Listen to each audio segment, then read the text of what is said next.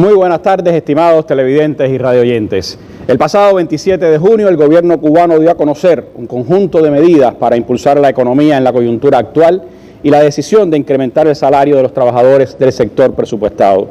Una noticia que provocó amplio respaldo de nuestro pueblo y también algunas interrogantes. Más de 800 comentarios hemos recogido en Cuba Debate solo en esa información. El viernes, el presidente cubano brindó desde Pinar del Río mayor información sobre este tema y anunció mesas redondas a partir de hoy para ampliar detalles de las decisiones del Consejo de Ministros. Desde el Palacio de la Revolución, desde este salón coronado por el impresionante vitral del Sol de América, transmitimos la primera emisión de las mesas redondas dedicadas a informar a nuestro pueblo sobre este importante tema. Es un placer que nos esté acompañando en esta emisión el compañero Miguel Díaz-Canel Bermúdez, presidente de los Consejos de Estado y de Ministros. También están con nosotros el compañero Alejandro Gil Fernández, ministro de Economía y Planificación, la compañera Macy Bolaños Weiss, ministra de Finanzas y Precios, y la compañera Margarita González Fernández, ministra de Trabajo y Seguridad Social de nuestro país. Aquí en este hermoso salón nos acompaña en esta tarde el compañero Salvador Valdés Mesa, primer vicepresidente de los Consejos de Estado y de Ministros, el comandante de la Revolución Ramiro Valdés Menéndez, miembro del Bulo Político y también vicepresidente del gobierno cubano, otros vicepresidentes del gobierno, los ministros de nuestro país, miembros del secretariado del Comité Central del partido y otros invitados. Yo los invito a que nos acompañen en esta casi 2 horas de mesa redonda que sé que va a ser de muchísimo interés para todo nuestro pueblo.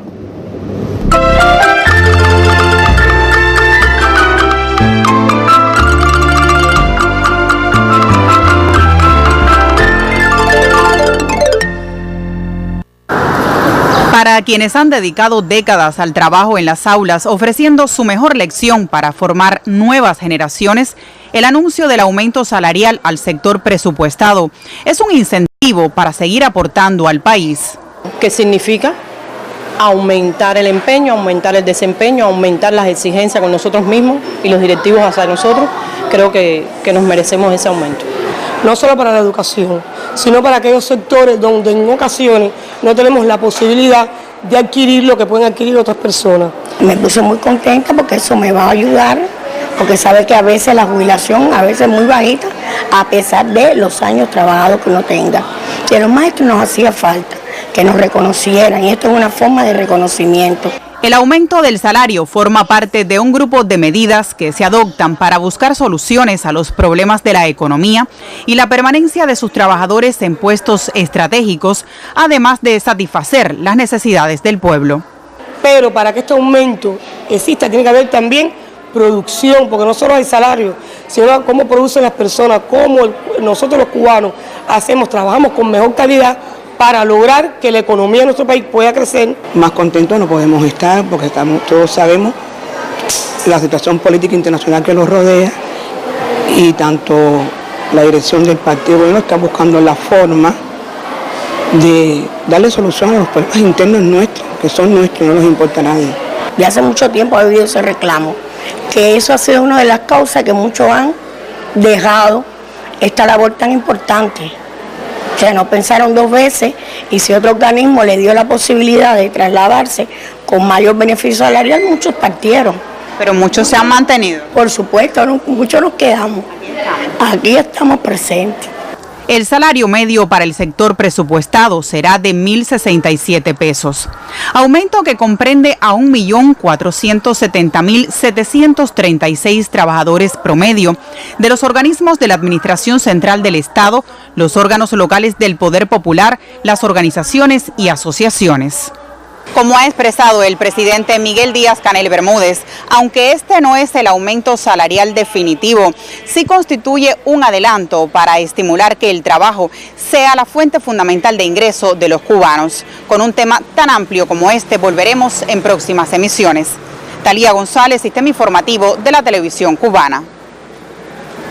La sociedad cubana en su conjunto se alegró profundamente de las noticias del pasado jueves. No solo por el aumento salarial, sino por lo que significa también en el orden de nuevas medidas para impulsar la economía cubana. Pero sobre todo, creo que si algo a todas las familias le agradó le impulsó también a reconocer esta decisión de nuestro gobierno fue ese estímulo a los maestros cubanos. Por eso comenzamos precisamente con este trabajo que Talía había hecho para el sistema informativo y que trae, presidente, sin duda yo creo una de las buenas noticias, el estímulo a los maestros, a nuestros profesores.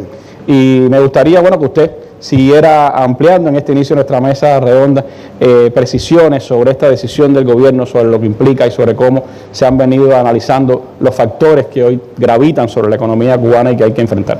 Bueno, Randy, ante todo el saludo para todos nuestros compatriotas de la nación, de toda la nación cubana, y también el recibimiento y la bienvenida al equipo de trabajo de la mesa redonda aquí a los salones del Palacio de la Revolución. Bueno, yo creo que estamos partiendo de la coyuntura actual en que estamos viviendo, de la situación actual marcada por la perversidad y el cada vez más numeroso conjunto de dificultades que le impone a la vida de nuestro pueblo la actual política de la administración del actual gobierno de los Estados Unidos. Y eso nos crea un grupo de problemas en el orden interno, como son la persecución financiera, la contracción de los créditos por las propias presiones que hace la administración estadounidense, el cierre prácticamente absoluto de los mercados más próximos a nuestro país, el ataque despiadado a las fuentes de ingresos con que contamos y las amenazas con sanciones o las propias sanciones que ya nos aplican a todo el que se atreva a comerciar con Cuba. Pero hemos dicho que nosotros, nadie en Cuba ha perdido el sueño por estas amenazas, por esta política injerencista y por esta subida de la retórica de la administración del gobierno de los Estados Unidos contra Cuba. Y nosotros hemos ratificado que no hemos renunciado ni vamos a renunciar a hacer que nuestra economía, pequeña y asediada en estos 60 años de la revolución, sea próspera y sostenible. Ese es un empeño, ese es un compromiso, eso es una voluntad, ese es un anhelo y eso lo vamos a seguir defendiendo. Y yo creo que está demostrado que el pueblo cubano con convicción y también con decisión se enfrenta al genocidio bloqueo y también nos esforzamos en identificar y destrabar los obstáculos de lo que algunos llaman el bloqueo interno, o sea, nuestras insuficiencias, las propias trabas que nosotros ponemos, la burocracia que tenemos y todos aquellos trebejos que nos impiden avanzar de una manera más coherente con los propios preceptos, con los propios principios que hemos estado defendiendo en la actualización de nuestro modelo económico y social. Pero también hemos planteado que ninguna amenaza nos va a distraer de nuestro deber de defender la invulnerabilidad de la revolución en todos los ámbitos. Las medidas que hemos planteado, que hoy van a ser compartidas con más amplitud por los compañeros que están aquí presentes del Consejo de Ministros, no tienen que ver nada con el populismo, como han querido atacar a algunos de los que nunca han estado interesados por el bienestar del pueblo cubano y donde cada paso que da la revolución lo tratan de mancillar, lo tratan de denigrar. Para nada esta ha sido una posición populista. Esto tiene que ver mucho con lo que ha vivido el Consejo de Ministros en esta etapa de intercambio con nuestro pueblo, con nuestros compatriotas en los escenarios donde realizan su vida económica y también su vida social. Tiene que ver mucho con cosas que estaban pospuestas y que ya necesitaban de una respuesta. Tiene que ver con el reclamo de nuestros trabajadores en el recién finalizado Congreso de la CTC, con el reclamo y los aportes de los economistas en el Congreso de la ANEC. Tiene que ver también con ideas que se ratificaron ahora el fin de semana en el Congreso de la UNIAC y yo creo que tiene que ver con todo el sentido de debate popular con que nuestro pueblo se ha expresado en los últimos tiempos, con que nuestro pueblo también se expresó en el debate de la nueva Constitución de la República. Y escuchando al pueblo también hemos estado tratando de encontrar caminos de solución, partiendo de un análisis integral. Lo que pasa es que la integralidad de los análisis también te lleva a actuar por etapas, por eso hemos planteado, primero esta no es la reforma salarial a la que vamos, porque la reforma salarial a la que vamos contempla otros aspectos como una política de precios más coherente, la eliminación de la dualidad monetaria y cambiaria, la eliminación de los subsidios. O sea, la reforma salarial va a ser una política mucho más amplia, una acción mucho más amplia. Este es un incremento salarial en el sector presupuestado que no contradice lo que vamos a hacer después y que es un primer paso. Y yo siempre digo, y soy defensor, vamos todos los días a arrancarle un pedacito a los problemas. Con esto empezamos a romper una inercia, a darle otra dinámica a la problemática de los salarios, a la relación del trabajo con los ingresos de las personas en un sector que merece esa atención, porque en ese sector es donde se defienden las conquistas fundamentales de la revolución. Es un sector que da servicios públicos de mucha necesidad para la familia cubana y servicios públicos que toda la familia cubana exige y que también reconoce. Y por eso, de una manera que no haya inmovilismo, que no haya nada estático, es que vamos a avanzar en la aplicación de las mismas. Estas medidas, después del análisis que se hicieron por expertos, por académicos, por miembros del Consejo de Ministros, se presentaron al Buró Político en una sesión de trabajo que estuvo presidida por su primer secretario, el general de Ejército Raúl Castro. Y después de la valoración política, de contar con la valoración política de lo que proponíamos, entonces se aprobaron definitivamente en el Consejo de Ministros. Y de inmediato, yo creo que a los 2 días de esa valoración, y mientras tomábamos algunos ajustes a partir del propio aporte que hizo a la discusión en el Buró Político, lo dimos a conocer en una nota de prensa que describía lo tratado en el Consejo de Ministros. Una nota no puede abarcar los detalles, pero lo que no queríamos era que se prolongara el tiempo entre la toma de la decisión y el anuncio a la población cubana de estas medidas. Después, al día siguiente, como estábamos en la visita de Pinar del Río, en composición del Consejo de Ministros, y había toda la posibilidad de hablar de estas cosas en las conclusiones de la visita que terminaron en la mitad del día, y ahí expusimos con más amplitud el contenido fundamental de estas medidas. Y decidimos que pasar el fin de semana, recoger también las opiniones de la población, las inquietudes, las principales incertidumbres, y venir hoy aquí a la mesa redonda, como se ha apreciado, donde hay una composición desde el primer vicepresidente, los vicepresidentes del Consejo de Ministros y un grupo importante de ministros y de entidades que también están muy vinculadas a lo que hay que asegurar para el cumplimiento de las medidas. Y yo sencillamente, como ya yo hablé, como ya yo expliqué, yo creo que los detalles los tienen que dar los ministros que precisamente están más involucrados con la implementación de estas medidas, y por eso están aquí Alejandro, Margarita y Macy en compañía del resto. Y lo que te propongo es tener un diálogo con estos ministros que expliquen, y nosotros al final podemos hacer algunas precisiones ya de carácter general. Muchas gracias, presidente, por acogernos acá en el Palacio de la Revolución. Un niño y su destino nos lanzaron al combate desde las ideas. Si Elian no tiene a su papá, no tiene a sus abuelos, no tiene su escuela, no tiene sus amigos, no tiene su maestro, ¿de dónde puede este amor inventado hacer feliz a Elian? Fidel fue semilla y aliento permanente. Nos han bloqueado y todavía estamos bloqueados. Y no han podido. Siempre planes sentados. Ya son más de 4.000 emisiones con los más diversos temas e invitados. No podían prohibirnos hablar de Cuba. Que podamos lograr los pueblos latinoamericanos si tenemos la inteligencia y el coraje de andar juntos. Por eso hoy la integración ya no es un sueño, un deseo como el de nuestros libertadores, es una necesidad de supervivencia. Año 20 de la Mesa Redonda. Nuestras armas son las ideas.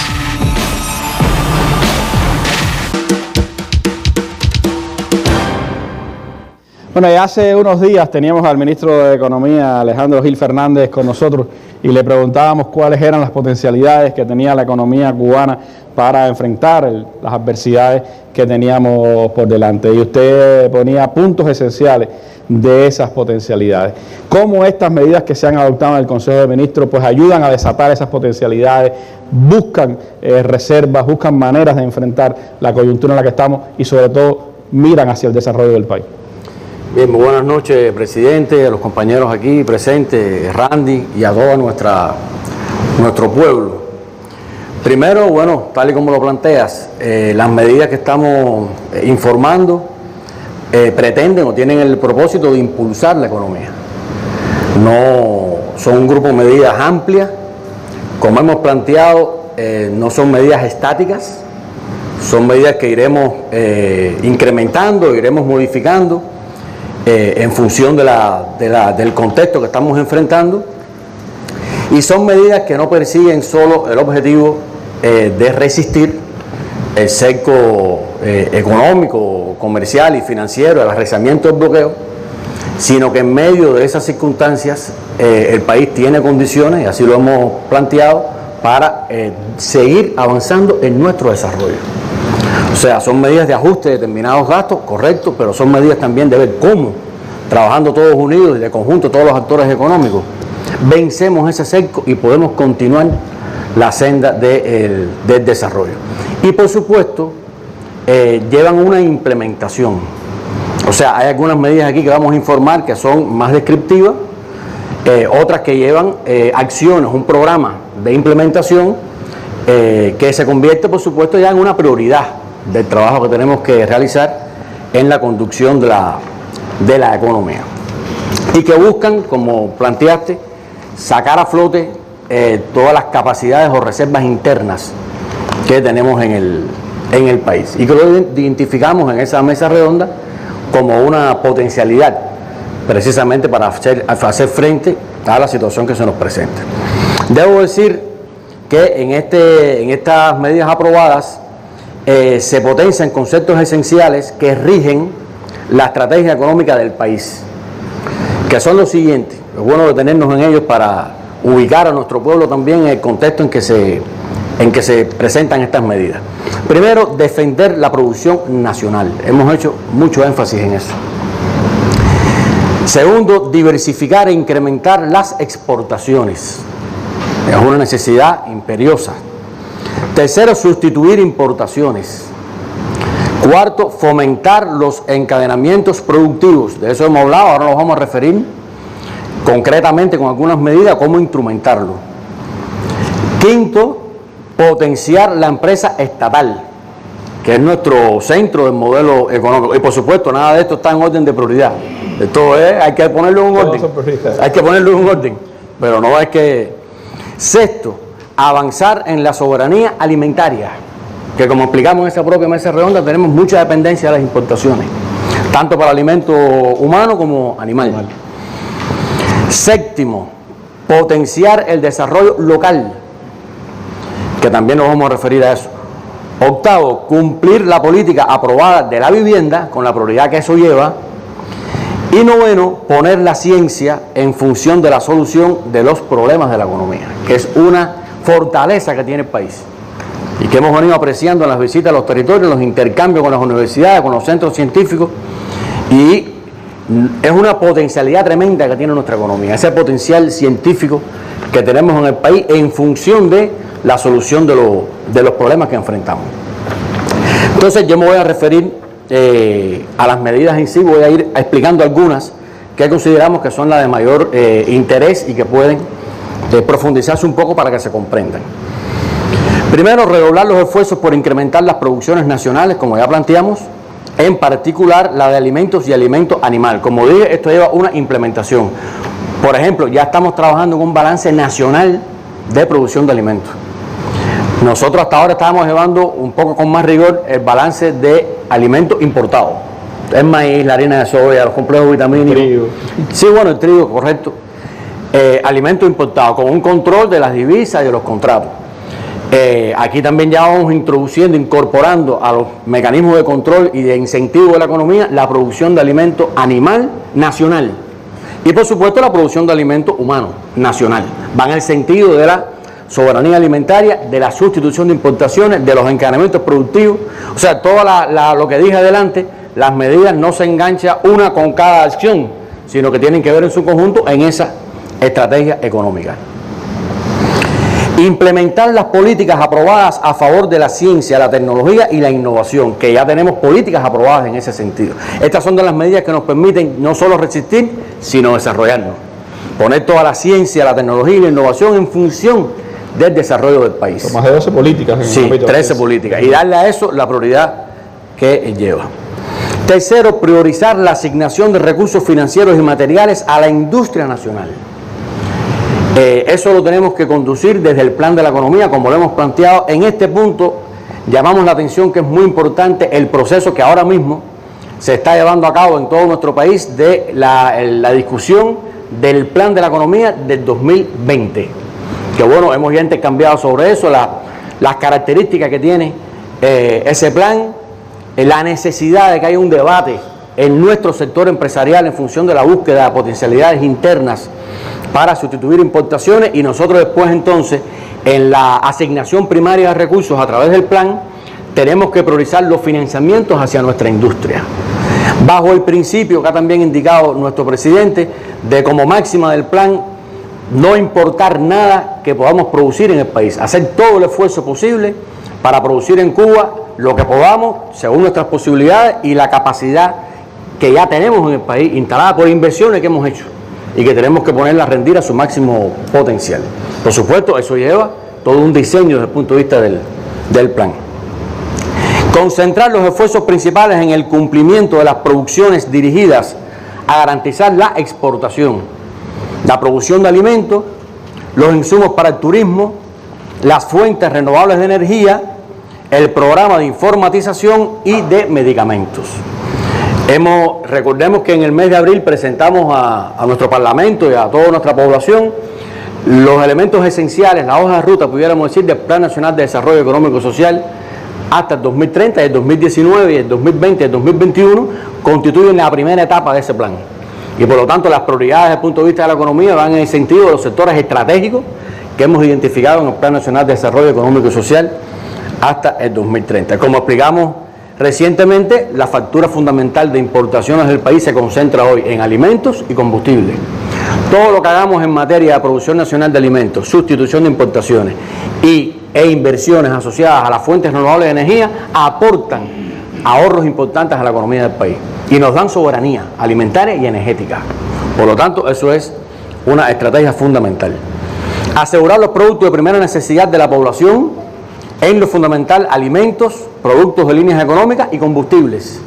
Es una prioridad también, una medida que estamos implementando.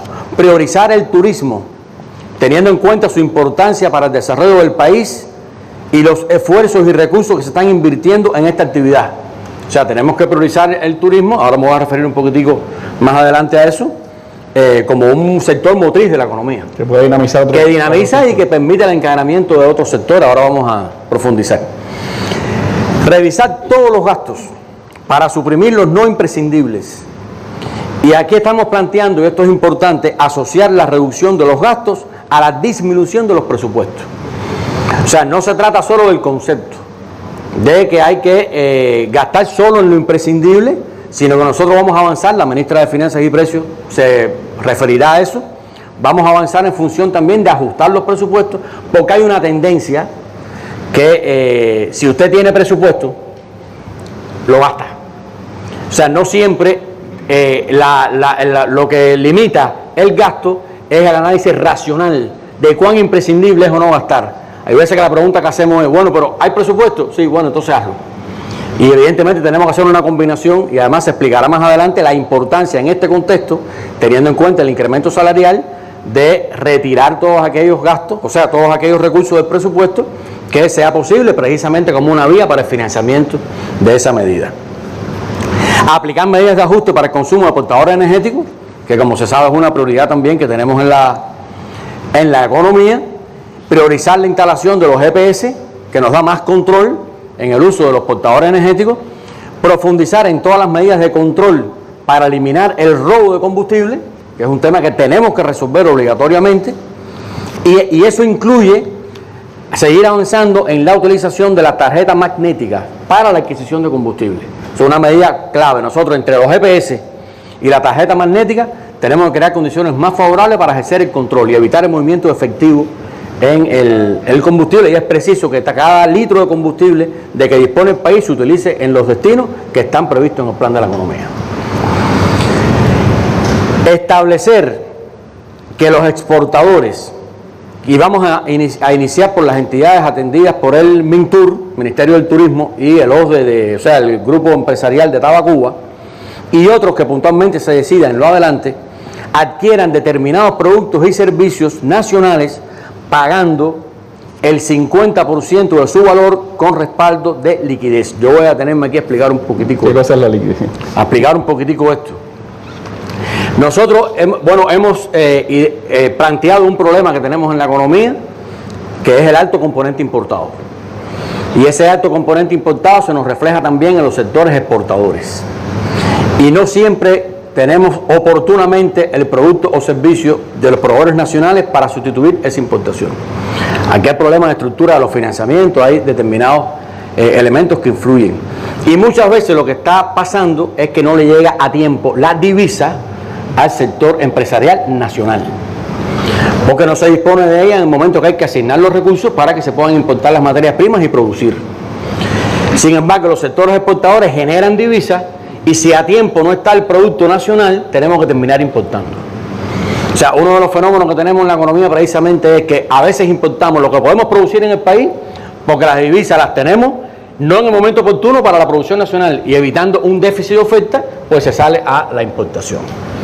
Entonces, aquí lo que estamos planteando es, y además va favoreciendo el encadenamiento productivo, lo que estamos planteando es que esas mismas divisas que el país ingresa por exportar, no solo se utilicen en importar, o sea, en respaldar esos niveles de actividad a partir de más importación, sino que puedan utilizarse también para pagar a los proveedores nacionales que tributan o suministran bienes y servicios a esos propios exportadores. De manera que el sector del turismo puede, con los ingresos en divisas que recibe por la exportación de servicios, pagarle a la industria nacional por los productos que recibe de la industria nacional. Y lo que estamos planteando en esta etapa es que si la industria nacional le vende al turismo determinados productos que cuestan 100 pesos o 100 CUC, el 50% de ese monto lo pueda recibir con respaldo de liquidez. O sea, como si le estuviéramos trasladando la divisa al productor nacional para que él pueda con esa divisa reaprovisionarse también, importar materias primas o trasladárselas a otro productor nacional para que le suministre determinados insumos y pueda producir con el objetivo de reducir el nivel de importación. No basta solo con tener la voluntad de hacerlo, o sea, con decir hay que disminuir las importaciones. Nosotros tenemos la obligación, la responsabilidad de crear los mecanismos financieros en el país para que eso se pueda hacer. Que se permita hacer. Que se permita, porque si no, es verdad que decimos, hay que sustituir importaciones, hay que producir en el país lo que se está importando, pero si oportunamente no le podemos dar la divisa a los productores nacionales, ante la presión, porque el producto no está disponible, pues bueno, terminamos importando. Eso es lo que hay que transformar. Gradualmente, poco a poco, pero es una primera medida que permite que rompe ya esa barrera y que permite que esas divisas que se ingresan por los exportadores no tengan que volver a salir del país, sino que puedan utilizarse hacia lo interno del país y fomentar los encadenamientos productivos con nuestra industria. Ese es el sentido que tiene esta medida, que repito, tenemos que implementarla con los procedimientos que lleva, etcétera, y se trata de bienes y servicios que se pueden producir en el país y que hoy se importan. O sea, no es para todo lo que se insume, es para lo que hoy se importa y se produce en el país, y va en el sentido entonces de generar las condiciones para evitar o minimizar esa importación. Ese es el sentido de esa medida. Consideramos que puede tener muy buen impacto en nuestra industria nacional, acompaña las políticas que hemos venido desarrollando con nuestra industria y permite un mayor aprovechamiento de nuestras propias capacidades instaladas en el país. Esto es un reclamo también de nuestros trabajadores. O sea, muchas veces en los intercambios que tenemos con el sector empresarial nuestro, los trabajadores se quejan, o sea, plantean, bueno, es que se están importando cosas que nosotros podemos producir, pero no se pueden producir porque no tenemos los financiamientos. Entonces, si hay financiamiento para importar, ¿por qué no hay para producir? Es un problema de tiempo. O sea, hay que poner las cosas en la oportunidad que llevan. Y esto nos va a permitir encaminar la solución de esa... y por supuesto influye en el salario, en la generación de ingresos en nuestro sector empresarial y le da una mayor autonomía a la empresa estatal. Estamos planteando perfeccionar las empresas de subordinación local del sistema de comercio minorista. Sobre esto ya hay medidas que estamos implementando, tienen que ver con el sistema salarial y otras cuestiones desde el punto de vista de buscar una mayor autonomía del comercio minorista en los territorios. Eliminar las trabas que dificultan el encadenamiento productivo de los diferentes actores económicos. O sea, nosotros estamos creando las condiciones para que no haya nada que no quiere decir que no haya control o regulación, pero que no haya trabas en el sentido que impidan que se encadene el sector estatal con el no estatal, que se encadene el sector estatal con la inversión extranjera, que le busquemos entre los actores económicos que nosotros mismos hemos diseñado en nuestro modelo, que le busquemos la solución, tratemos como primera alternativa de buscar la solución a las demandas de la economía en nuestras propias producciones nacionales, con nuestros propios actores económicos y no con la mentalidad importadora, porque si entonces no se permite que este le venda a este, tenemos que terminar importando. Si no hay condiciones para que este le venda a este, hay que terminar importando. Hay que buscar la manera de que esas condiciones se generen, no para prohibir, sino para propiciar y fomentar que entre los actores económicos haya relaciones y se puedan encadenar productivamente. Muy importante. Y le busquemos entre todos la solución al déficit de recursos que tiene la economía, buscando el potenciar nuestras reservas internas. Estamos planteando flexibilizar la planificación, esto es un reclamo también, sin perder su conducción centralizada. O sea, porque tenemos que entender qué cosa es la planificación centralizada. Nosotros tenemos una planificación centralizada y en este momento tenemos además una asignación de recursos centralizada. O sea, no es solamente la planificación, sino es también la conducción, por determinadas restricciones que tiene la economía y sobre todo desde el punto de vista de los balances materiales, los balances financieros y cuestiones de esa índole. Por lo tanto, estamos planteando realizar propuestas, las propuestas del plan desde la base. No me voy a extender en esto porque esto está explicado muy recientemente, e incorporar al plan de la economía durante su ejecución los niveles de actividad e inversiones que aporten más eficiencia a la economía. Romper, ya se lo estamos haciendo, pero es romper el concepto de que lo que no está en el plan no se puede hacer. El plan se hace en un momento determinado ante un contexto. Claro. Yo pongo algunos ejemplos a los compañeros. En meses las coyunturas cambian. ¿No? Yo le pongo algunos ejemplos a los compañeros. Cuando hicimos el plan 2020 y lo llevamos a la Asamblea Nacional en diciembre de el plan 2019 y lo llevamos a la Asamblea en diciembre de 2018, no estaba el título 3. Pongo un ejemplo, no había pasado el tornado por la capital. Pongo un ejemplo. O sea, hay fenómenos, hay cuestiones que se te van presentando durante la ejecución de la economía y el plan tiene que ser flexible para buscarle solución y ajustarse y adaptarse a ese escenario. Y para establecer las prioridades. Entonces. Exacto, entonces esto no se puede hacer porque no está en el plan. Estamos diciendo, todo lo que agregue eficiencia a la economía hay que evaluar, por ahora hay que evaluar e incorporarlo en el plan. Más adelante, cuando avancemos un poco en la descentralización, podemos decir que se haga y se reporte como ejecución, pero en este momento, como demanda recursos del balance central que se asignan centralmente, tenemos que incorporarlo al plan para asignarle los recursos, si son recursos del balance.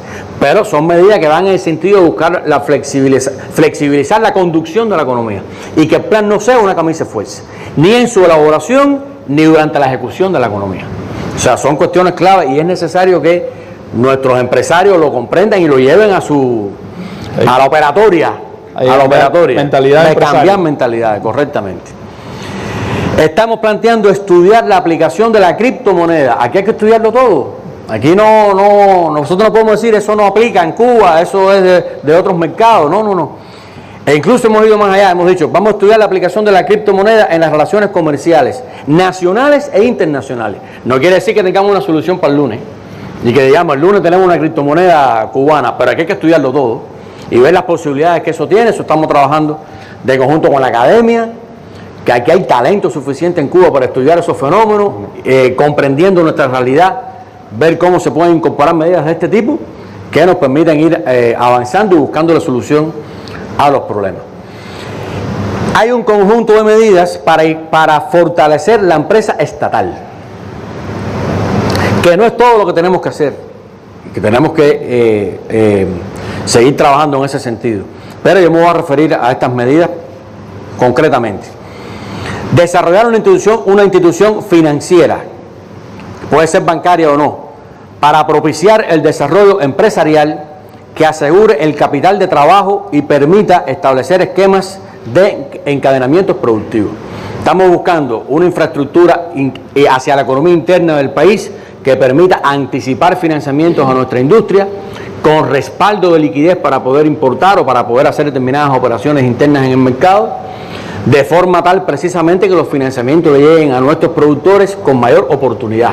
Eso más o menos como la experiencia de Finatur. Exactamente, por ahí, vamos a empezar por ahí, ya de hecho estamos operando con Finatur. Que es una de las experiencias que se trae de lo que pasó durante el periodo especial. Exactamente, ya estamos operando con Finatur. Ahora ahí podemos establecer combinaciones. Ahí, por ejemplo, puede pasar que una entidad de la industria nacional va a Finatur, pide un financiamiento para prefinanciar la producción, después esa producción la exporta, cobra y devuelve ya mismo el financiamiento. O sea, tiene que también el presidente nos ha insistido en eso, las medidas tienen que propiciar que haya una responsabilidad entre el que genera la deuda, el que asume la deuda y el que la paga. Hoy eso no siempre pasa. Hoy hay empresas que piden un crédito externo, asumen esa obligación, pero después no la paga la empresa, la pagan los bancos, la paga la cuenta de financiamiento central. Es por estructura que tenemos en la economía. Pero aquí lo que estamos planteando es, bueno, si una empresa tiene un proyecto, necesita un financiamiento para exportar o para venderle al turismo y cobrar una parte con liquidez, y puede después ella misma asumir la responsabilidad de amortizar ese crédito a una institución financiera cubana, eso es una manera de que el país se desarrolle, la economía se desarrolle, sin depender de asignaciones centrales. Porque hoy lo que pasa es que eso puede pasar, ese proyecto puede pasar, pero si el dinero no cae por la cuenta de financiamiento central, no se ejecuta, porque no hay una estructura amplia, quiero decir, de prefinanciamiento de las producciones nacionales. Y en ese sentido tenemos que avanzar. Eso le da a la empresa estatal socialista una posibilidad también de desarrollo. Operar los esquemas cerrados de financiamiento a nivel de empresa. Esto no lo va a entender nuestra población, son cuestiones muy asociadas al funcionamiento del sistema empresarial, pero fundamentalmente lo que queremos decir es que hay entidades en nuestro país que tienen esquemas cerrados, o sea, que retienen una parte de los dólares, de las divisas que ingresan por sus exportaciones, y estos esquemas hoy están a nivel de los grupos empresariales. Y nosotros estamos buscando la manera de llevar estos esquemas cuando sea factible, lo más que se pueda a nivel de la empresa. Que es uno de los reclamos también. Bajar la administración del esquema también es un reclamo. Bueno, ampliar el uso de los esquemas a financiar microinversiones, o sea, vamos a darle más amplitud al uso de esos esquemas cerrados de financiamiento que puedan financiarse en microinversiones y otros destinos previstos en el plan. Permitir que las empresas puedan retener total o parcialmente los sobrecumplimientos de las exportaciones. O sea, si usted tiene en el plan que va a exportar $200 y que retiene de esos $200 50 y 150 los aporta y sobrecumple los $200, pueda quedarse total o parcialmente con ese sobrecumplimiento para poder incrementar seguir invirtiendo. O sea, hacer partícipe a la empresa del beneficio e incentivar, que eso es otro tema, que todo esto busca también los incentivos, porque la economía se mueve también a través de incentivos ajustados a nuestro proyecto socialista, no hay ninguna contradicción en eso, y hacer coincidir los intereses de los trabajadores, como hemos planteado, con los de la empresa y los de la empresa con los del país. Eso es perfectamente posible, ahí no tiene que haber ninguna contradicción. Bueno, fomentar el prefinanciamiento a las producciones y las inversiones, ya lo expliqué.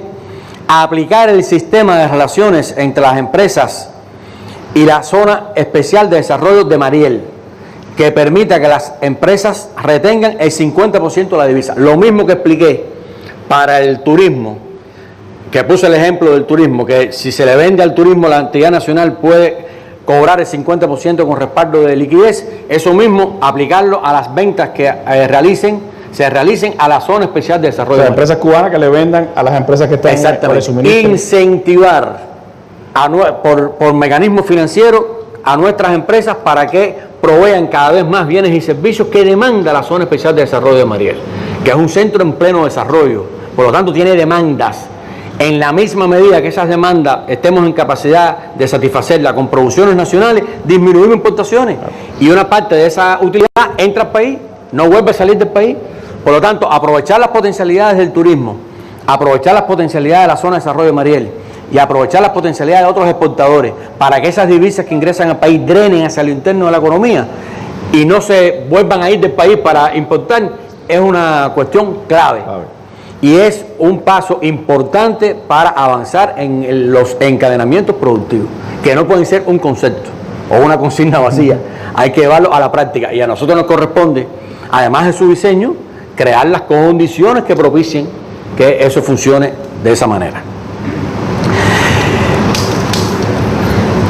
permitir la comercialización de producciones disponibles a los precios establecidos, eliminando el subsidio en los casos que corresponda. Aquí nos estamos refiriendo fundamentalmente a producciones que tienen un destino, un encargo estatal, que por determinadas razones en ese encargo estatal después se disminuye. O sea, yo demando ahora 100 toneladas, pero después en realidad me hacen falta 50 o 60, que esa diferencia entre lo que yo demandé como encargo estatal y lo que realmente estoy necesitando, la empresa lo pueda comercializar a precios diferenciados, o sea, a precios que no están iguales que los del encargo estatal, sin subsidio, porque esos problemas se nos da hoy. Porque la economía es así, tú planificas una cosa y después tienes que irte la inversión se retrasa. Entonces no podemos tener los almacenes con productos porque tenía como destino el encargo estatal no los demanda. Si no los demanda en esa magnitud, hay que reorientarlos hacia otros destinos y buscar algunos incentivos en esa dirección. Bueno, dar facultad a las empresas que se decida para importar determinada nomenclatura de productos que tributen a producciones para la exportación, o sea, buscar la manera de que las empresas puedan importar parte de los insumos que requieren para sus producciones, incrementar el pago de utilidades a los trabajadores de 3 salarios medios, que es como está establecido hoy, a 5 salarios medios, que es un beneficio para al sector empresarial, a la empresa estatal. O sea que hoy en la distribución de utilidades se distribuye hasta 3 salarios medios bajo el cumplimiento o el requisito de cumplir determinados indicadores. Eso se amplía a 5 bajo requisito también de cumplir determinados indicadores, entre ellos sobre el cumplimiento de los indicadores directivos. O sea que es otro incentivo, es incentivo para que la empresa, esos indicadores directivos que son los que le convienen a la empresa y los que les conviene al país, si la empresa lo sobrecumple, también los trabajadores se benefician porque acceden a 2 salarios más medios como parte de la distribución de utilidades. Flexibilizar la aprobación de los sistemas de pago hasta nivel de empresa, eso lo va a aplicar también la ministra de Trabajo, pero hoy los sistemas de pago se aprueban a nivel de las OSDE, estamos diciendo no, a nivel de empresa, y de hecho no es solo eso, es a nivel de empresa y priorizar el destajo, es llevar el sistema de pago lo más posible a la individualidad del trabajador y tratar de alejarnos de los sistemas de pago globales, donde todo el mundo gana por el conjunto. La utilidad se distribuye por la colectividad. El salario debe ser lo más individual posible, cuando es posible hacerlo. Y eso refuerza además el papel de la empresa también. Sí, y entonces vamos al destajo, vamos al establecimiento, vamos a la UEB, vamos a acercar lo más posible ese salario a donde se genera realmente la producción. Y modificar el proceder establecido hoy en la actualidad para financiar las actividades de desarrollo, de investigaciones y de capacitación a partir de las utilidades después de impuestos, siendo consideradas como inversión y no como gastos. Esto también es un reclamo de nuestro sistema empresarial. De hecho, salió en el Congreso de los problemas que tenemos para la innovación. No innovamos realmente porque es un gasto. Y volvemos al punto, es un incentivo para la innovación. O sea que financieramente estamos buscando también esos elementos. Bueno, asegurar el cobro de los impuestos. Eso, la disciplina fiscal y financiera hay que defenderla con rigor. Garantizar la contabilidad de los hechos económicos. Nada de esto funciona bien si no tenemos contabilidad. Y tenemos los estados financieros y tenemos la posibilidad de evaluar los estados financieros y tomamos decisiones en base a los estados financieros con una contabilidad que realmente refleje el hecho económico. Fomentar e incentivar las exportaciones de bienes y servicios. Aquí estamos trabajando todavía en 3 aspectos fundamentales. Uno es la estrategia integral para la exportación de bienes y servicios. Otro es las propuestas para estimular las exportaciones y buscar los incentivos a nuestros productores. Y otro es las propuestas para realizar las exportaciones por las formas de gestión no estatales. Eso es parte de lo que explicamos, de que todos los actores económicos tienen que ponerse en función de avanzar en la solución de los problemas de la economía. Y son cuestiones en las cuales estamos trabajando a los efectos de hacer las propuestas correspondientes. Implementar medidas para disminuir la importación de las mercancías por las personas naturales e incrementar la captación de divisas que en la actualidad salen del país. Otro reclamo también. Esto está en las redes sociales, esto está en el intercambio académico, esto está en el intercambio entre todos nosotros todos los días.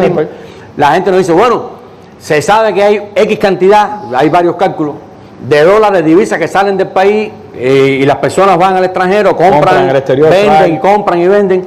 Bueno, ustedes no pueden hacer nada en función de enfrentar eso. No se puede hacer nada que permita que una parte o esas divisas que salen del país puedan captarse y ponerse en función del desarrollo de la economía. Vamos en ese sentido. Aquí no estamos diciendo qué es lo que vamos a hacer, porque se están implementando, o sea, estamos trabajando en el diseño de las medidas que van en el sentido de enfrentar eso, disminuir la importación de las mercancías personas naturales, no por métodos de prohibición, sino por métodos de buscar cómo nosotros podemos avanzar también en la realización de ofertas que permitan esa concreción.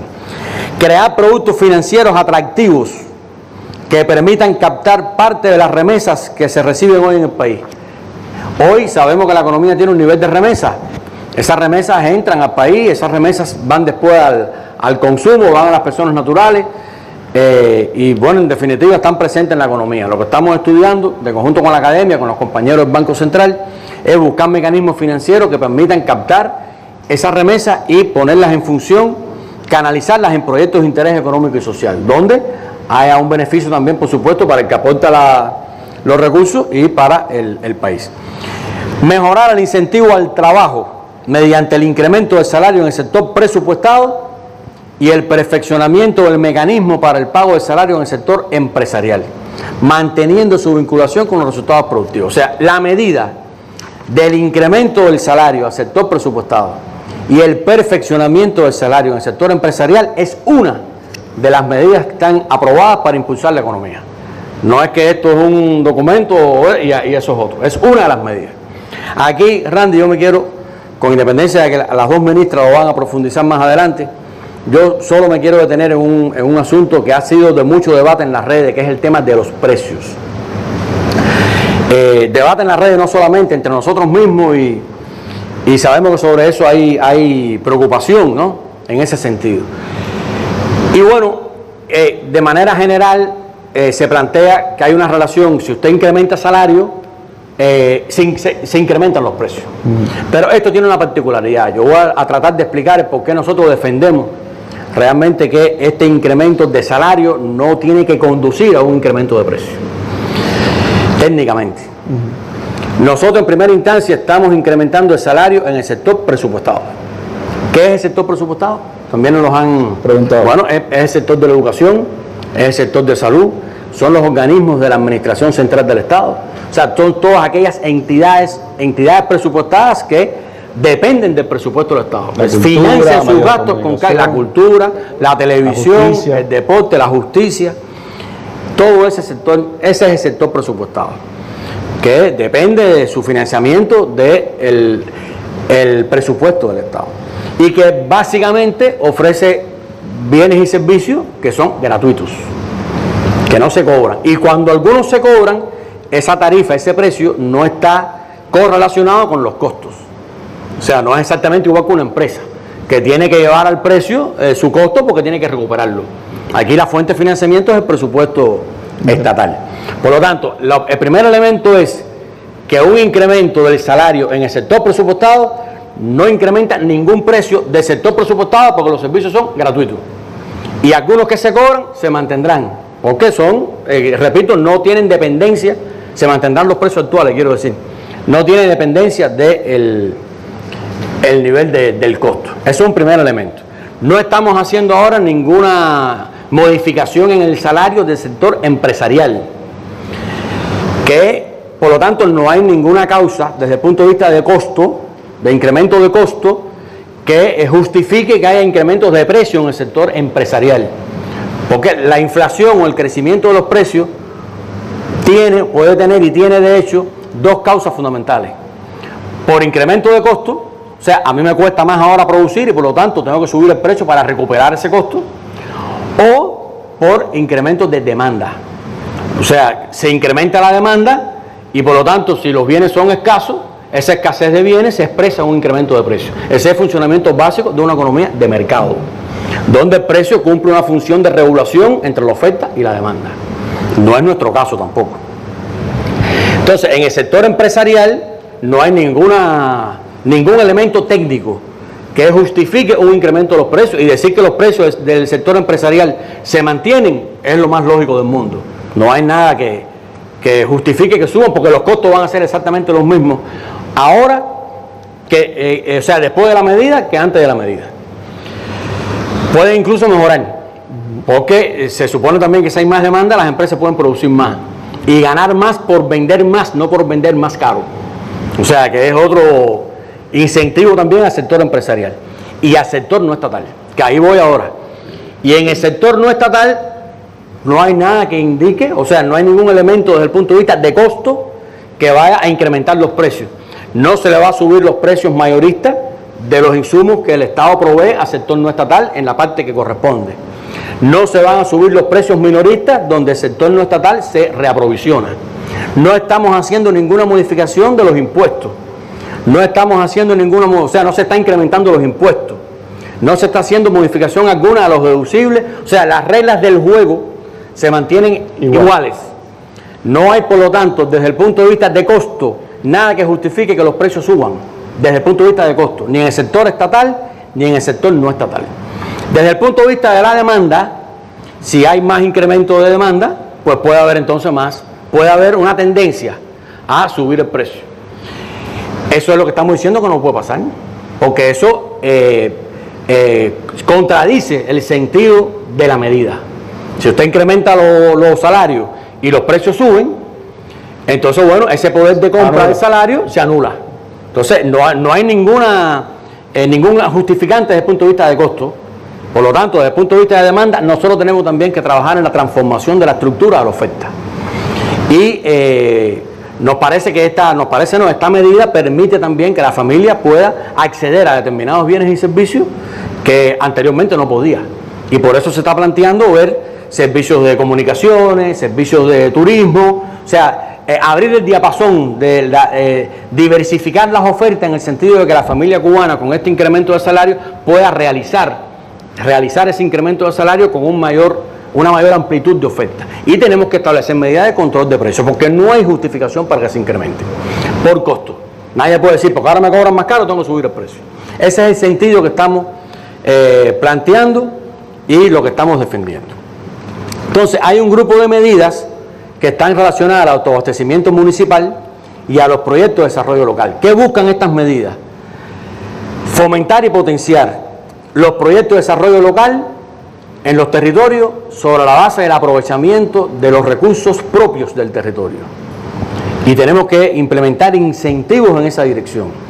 O sea, que los recursos propios del territorio se puedan explotar y que los proyectos de desarrollo local no inciten o induzcan más importación, es lo que estamos defendiendo, que busque la manera de aprovechar los recursos endógenos e ir avanzando al autoabastecimiento municipal, de forma tal que se puedan explotar esas potencialidades. Y aquí hay un grupo de medidas que están asociadas, van en ese mismo sentido. Y está potenciar la colaboración como vía para captar recursos financieros externos para fomento y desarrollo de proyectos locales. Está definir las producciones con posibilidades inmediatas de exportación sobre la base de explotar recursos locales. O sea, van en el sentido de potenciar los proyectos de desarrollo local, potenciar la industria nacional y las producciones agropecuarias, para avanzar precisamente en lo que planteamos de la soberanía alimentaria y el favorecer la producción nacional. Hay medidas que estamos diseñando para recuperar la producción acuícola. Es un tema que tenemos que avanzar. Hemos visto experiencias en algunas provincias, lo vimos en Granma, lo hemos visto en Villa Clara, pero el país tiene que proyectarse con mayor intensidad en ese sentido.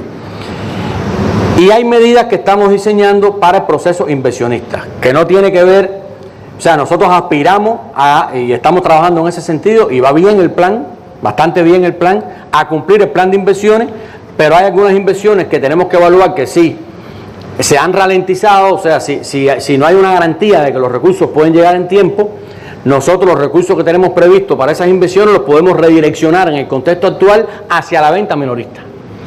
O sea, y eso es un análisis que estamos haciendo ya con las entidades, ver de los recursos que están previstos para el proceso inversionista, si hay algunos de ellos que es posible redireccionarlos hacia el mercado minorista para incrementar los niveles de oferta y dar respuesta entonces a ese incremento de la demanda, sin renunciar al cumplimiento del plan de inversión. E igualmente hay que trabajar en la circulación mercantil minorista. Hemos planteado que tenemos que hacer el esfuerzo que corresponde para garantizar el cumplimiento del plan de circulación mercantil minorista del segundo semestre del año.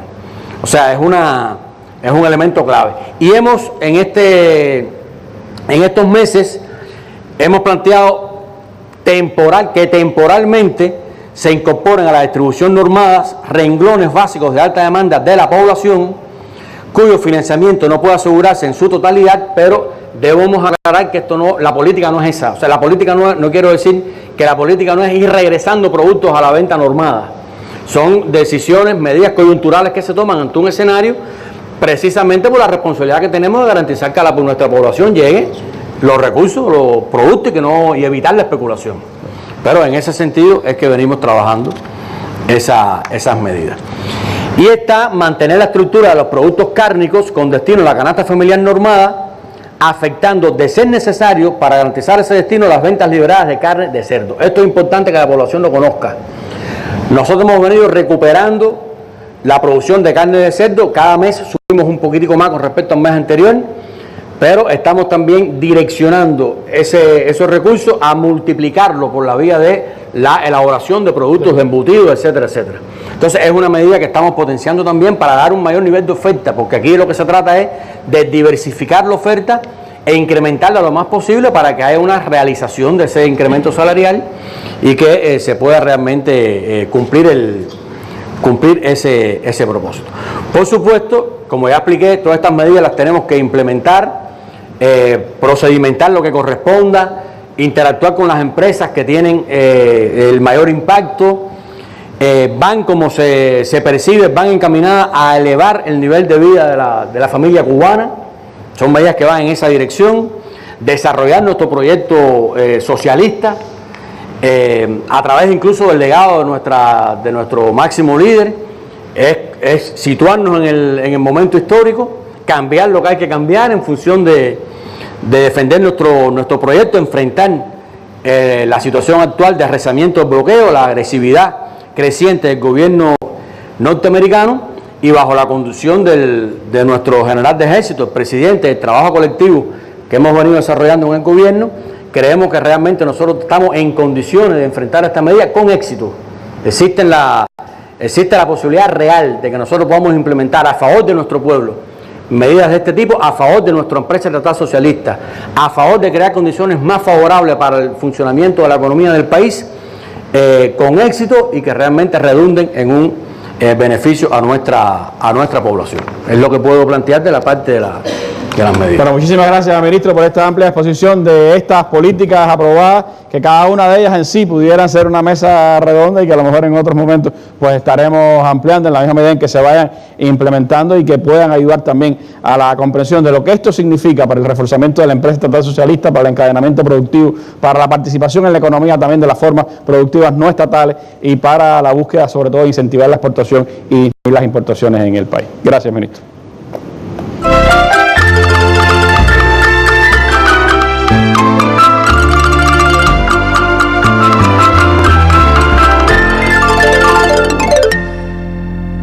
El aumento de salario en el sector presupuestado es una medida del Estado cubano para beneficiar a este grupo de trabajadores y también a la economía del país.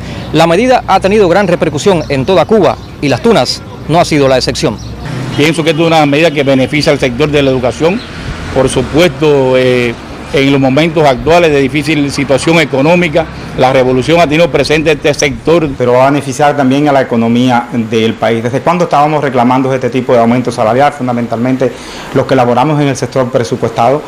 Se tiene en cuenta el reclamo en varios congresos de la Central de Trabajadores de Cuba, en nuestras sesiones sindicales de base, pero hay que tener presente además que forma parte de la propia contextualización del modelo económico. Apoyamos todas las medidas y me siento contenta y estimulada porque, bueno, no es menos cierto que desde las asambleas de afiliados, desde nuestro sindicato, desde los mismos encuentros que hemos tenido, es un reclamo de los trabajadores de nuestro sector. Este desembolso que va a hacer el país, lo mismo para los trabajadores que para los pensionados, hay que respaldarlo con más productividad, más eficiencia, más producción y más exportaciones. Que todo esto venga además para el bien de la economía cubana de manera general, porque haya más productividad, porque evitemos la inflación, porque ahora no vaya a ser que se nos aumente el salario por un lado y que suban los precios por el otro. Hay que tener cuidado con la inflación, algo que alertaba nuestro presidente, ir a la productividad, a esa necesaria eficiencia económica que se necesita en nuestro país. El aumento salarial en el sector presupuestado beneficiará en Cuba a más de 2.750.000 trabajadores, pero hay que respaldarla con mayor productividad en el trabajo. Jaisnel Vázquez, Sistema Informativo de la Televisión Cubana. Bueno, y sin duda, dentro de todo el plan, el conjunto de medidas que adoptó el gobierno cubano y que se dio a conocer la pasada semana, un impacto extraordinario en la familia cubana, en particular lo tienen los incrementos de salarios decididos en el sector presupuestado y también las medidas para potenciar, estimular la producción y por lo tanto los ingresos que obtiene el sector productivo de nuestra sociedad.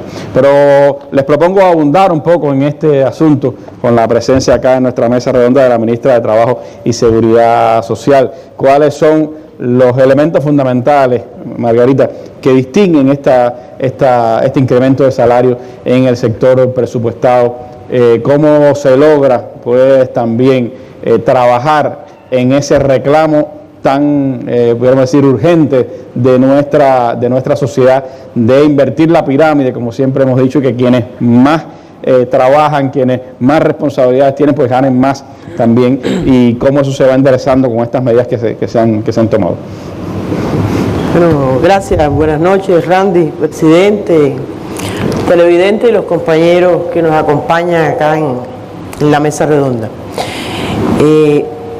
Como se explicó inicialmente, la elaboración de la propuesta tuvo un trabajo combinado de muchos compañeros, de aporte de varios compañeros, académicos, especialistas, y se debatieron muchos temas de cómo implementar y qué elementos y qué objetivos dar respuesta con esta propuesta.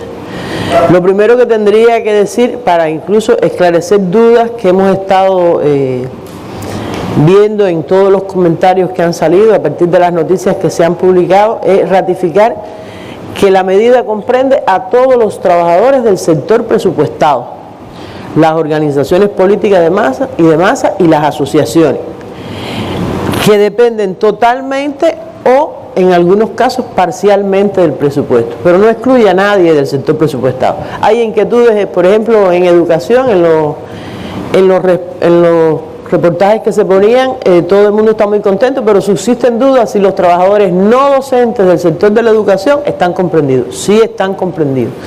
Todos los trabajadores, igual que los trabajadores de la salud, que no son directamente especialistas de la salud, los de educación superior que no son docentes.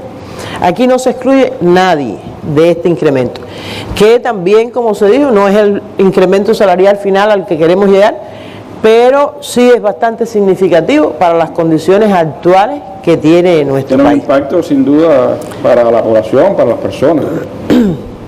Habría que decir que entre los objetivos que se plantearon, bueno, el primer objetivo fue,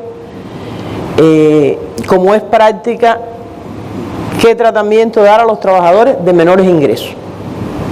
Y es por eso que después de varios análisis se decidió que el salario mínimo se incrementara a 400 pesos.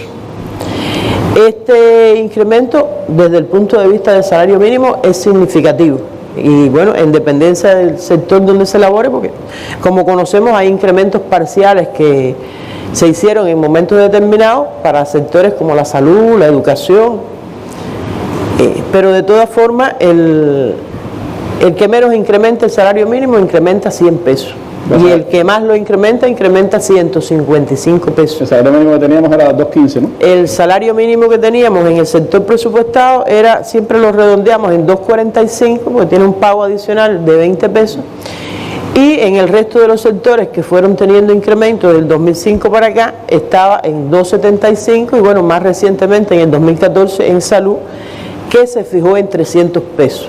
Pero repito, es un incremento significativo. Hay que recordar que en el 2005, cuando se incrementó el salario mínimo, el incremento fue de 125 pesos. Por tanto, este para una buena parte de los trabajadores lo supera. Y los más beneficiados son los de los sectores asociados a la subordinación local del Poder Popular y un grupo de organismos de la Administración Central del Estado que desde el 2005 no habían recibido incremento. Es decir, estos han sido uno de los que más han resistido. Y aquí también habría que destacar en esta parte que se da un primer paso. No quiere decir que sea la solución definitiva, pero se da un primer paso para la solución de un problema que tenía la escala salarial actual, referida a las diferencias muy pequeñas entre los diferentes grupos de complejidad que no estimulaban la superación ni la promoción. Y por ejemplo, para poner el caso de los operarios, en lo que vamos a aplicar ahora en el sector presupuestado, hoy la diferencia entre un operario de más baja calificación y uno de más alta calificación era en el entorno de 50 pesos. Por tanto, eso no estimulaba nada y estamos hablando de 8 grupos de complejidad de la escala prácticamente. Esto pasa a ser de 200 pesos. No es lo que aspiramos, pero ya es un primer paso para que esto vaya ampliándose y tenga las magnitudes en la medida de las posibilidades que se requieren. Ahora, un ejemplo en este caso de los operarios, en el sector presupuestado de un segmento de trabajadores que hacen una labor importantísima para toda nuestra sociedad, como es la limpieza de nuestra ciudad. Y voy a poner 2 ejemplos de los trabajadores de comunales asociados a la limpieza de la ciudad. En el caso de los operarios que trabajan en la labor de recogida de desechos sólidos, es decir, la recogida de la basura, el que trabaja con estos camiones especializados, que además bastante dinero que cuestan al país la importación y después el mantenimiento de estos camiones, hoy recibe un salario de 325 pesos y pasa a ganar 555, por tanto incrementa 230 pesos. Y otro de los que participa en esa misma recorrida, que acompaña a este camión, que hoy recibe 330 pesos, va a pasar a ganar 510 pesos, por tanto recibe un incremento de 180 pesos. Ahora, otro de los objetivos que como siempre que se hacen incrementos en el sector presupuestado, es prioridad reconocer los sectores de la salud, de la educación general y media, de la educación superior y de la investigación. Siempre se distinguen sus profesionales y hay también algunos comentarios, uno o dos, hemos leído, puede que haya más, cuestionando de por qué ahora en el sector presupuestado y por qué no en el empresarial y la productividad del sector presupuestado. Y bueno, yo diría que técnicamente medir la productividad del sector presupuestado puede ser un poco difícil, porque ¿cómo usted mide la productividad de un neurocirujano en un hospital operando pacientes? Un cirujano del corazón. ¿Cómo usted mide la productividad de un profesor de la educación superior que prepara los futuros profesionales que después van a ese mismo sistema empresarial, o un maestro en una escuela primaria, en una secundaria, en un preuniversitario, que prácticamente se hacen cargo de nuestros hijos? Entonces es un concepto que realmente hay que comprender y por qué se distinguen estas profesiones. Y también porque antes incluso, ministra, al sector empresarial se le habían dado facultades y facilidades para incrementar los salarios en base a la producción. Un poco más adelante me voy a referir muy rápido a ese tema y a lo que se hizo en su momento para que el sector empresarial fuera adelante. Ahora, algunos ejemplos, aunque ya se han puesto, pero sé que es la expectativa, aquí en la intervención no vamos a poder poner todos los ejemplos. Es importante que después en cada organismo, en la misma medida que se vayan aprobando las normas jurídicas, ahí se le dé información a los trabajadores de los detalles, porque ni en una explicación de este tipo, incluso ni en la prensa plana sería posible poder explicar las disímiles características de cada uno de los sectores. Por eso siempre ponemos ejemplos de los más significativos. En el caso de la salud, el médico especialista de segundo grado está yendo a un salario de 1.850 pesos. Viene de 1.600, pero recordemos que el incremento que se hizo en el 2014 a la salud fue uno de los más significativos que se han hecho en el país en los últimos años. El especialista de primer grado va a 1.740, incrementa nuevamente 280 pesos, y así todas las especialidades médicas son reconocidas. El enfermero especialista pasa de 860 pesos a 1.220, el enfermero superior de 860 a 1.030, el enfermero técnico de 7.20 a 9.45, por poner algunos ejemplos de la salud. Nuestra educación general y media, que ahí lo reconocían los educadores con mucha gratitud y con una actitud de corresponder ese incremento con mayores resultados, con mayor trabajo. Bueno, el maestro de la enseñanza media de nivel superior va a incrementar de 555 pesos a 1.425, y el que tiene nivel medio va de 415, que tiene en este momento, a 1.030. Es el reconocimiento. Hay otras profesiones de tanto docentes como no docentes que, repito, todas incrementan, no podemos leer todos los ejemplos, pero todo el mundo tiene un incremento. Ahora, en la educación superior, el profesor titular, bueno, educación superior e investigación, aquí voy a ligar para adelantar, porque además se unen, profesor titular e investigación titular, de 735 pesos, disculpe, 735 pesos a 1.740. El profesor auxiliar y el investigador auxiliar de 675 a 1.635. Los asistentes y el investigador agregado de 615 a 1.530. Y el profesor instructor de 555 a 1.425. Ahora, en estos dos sectores de educación general y media y educación superior, a partir de la experiencia de lo que se aplicó en salud en el año 2014, en el caso de los cargos de dirección, se está cambiando un concepto que se aplicaba desde hace muchos años, bueno, y también en la investigación, que es la práctica de pagar el cargo de dirección por la categoría docente o científica más un pago adicional. Y realmente estamos eliminando esta práctica y se va a establecer para los cargos de dirección un salario mensual en dependencia de la complejidad y la responsabilidad de los cargos. Que estimula también que se ocupen cargos de dirección. Que haya promoción a estos cargos de dirección.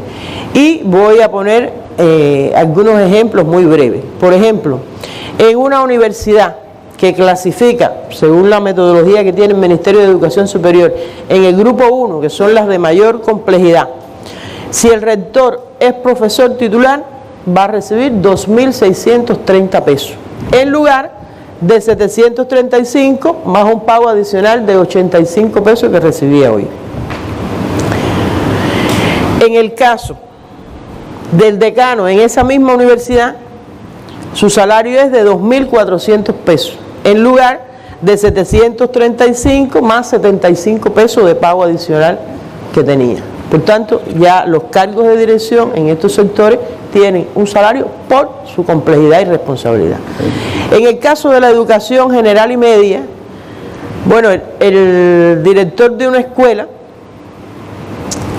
si es graduado a nivel superior, y cuando me refiero a una escuela, igual por la metodología que tiene educación, estoy hablando de un centro semi-interno de categoría 2, que es lo más común que tienen, según ellos explican. El director va a recibir un salario de 1.850 pesos, en lugar de los 555 más el pago adicional de 70 que hoy recibía.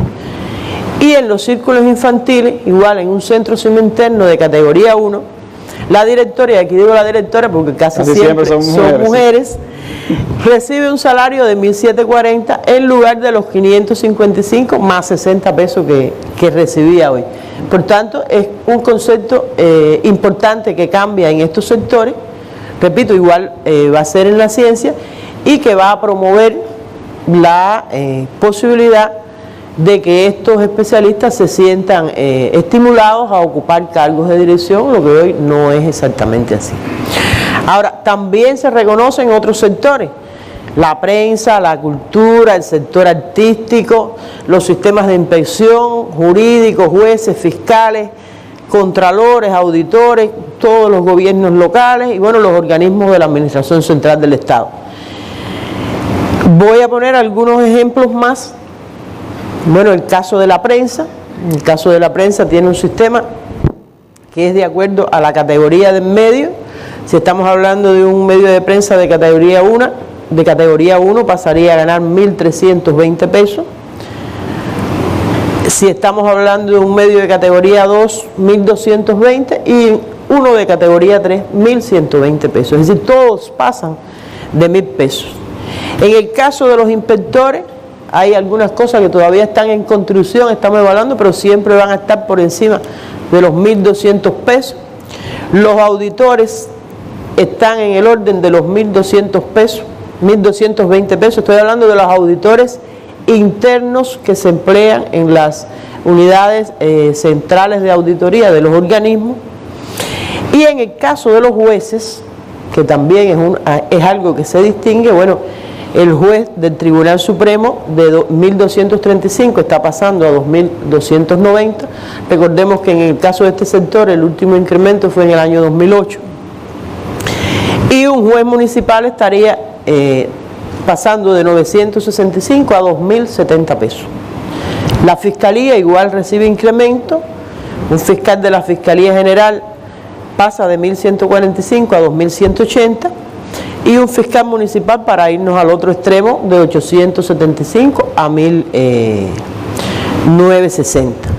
También reciben, como decía, reconocimiento los auditores de la Contraloría, que esos van a 2.180 pesos. Y bueno, hay un grupo de organismos de la Administración Central del Estado y de direcciones provinciales y municipales que utilizan especialistas en los niveles centrales y algunos en los niveles provinciales y nacionales, que también se ha pensado se ha diseñado un tratamiento para comenzar a tener en estos lugares donde además se proponen, se aplican y se controlan políticas del gobierno, a ver, fomentar que ahí vayan los especialistas más calificados de esas. Estaba ocurriendo que había muchos especialistas que se iban a las SOCE, por ejemplo, o a las empresas porque ganaban más, tipo de no estaban en los ministerios. Entonces, donde hacía falta. Bueno, ahí es importante también decir que de manera general, y ya se dijo por el presidente en Pinar del Río, pero yo creo que no es ocioso decirlo, y los maestros lo decían también, que esto es un incremento también especial, un reconocimiento especial para los que permanecieron en las condiciones difíciles y dieron todo su aporte con las carencias que todos sabemos, se mantuvieron ahí y no emigraron, como decía la profesora en el ejemplo, algunos se fueron. Bueno, este es un reconocimiento también a los que ahí permanecieron, y también se llamó la atención, pero por la importancia lo reitero, no es posible que ahora esta medida conlleve a que volvamos a inflar las plantillas, que es un problema, pudiéramos decir, cíclico que nosotros tenemos. Aquí, como ya se explicó, hay que incorporar gente que aporte, pero también hay que congelar las plantillas y solo incorporar los imprescindibles. Es preferible tener un pequeño grupo de personas que aporte bastante que tener una gran plantilla llena de gente que no aporte, y entonces estaríamos malgastando el dinero que con tanto esfuerzo el Estado ha dedicado para respaldar este incremento.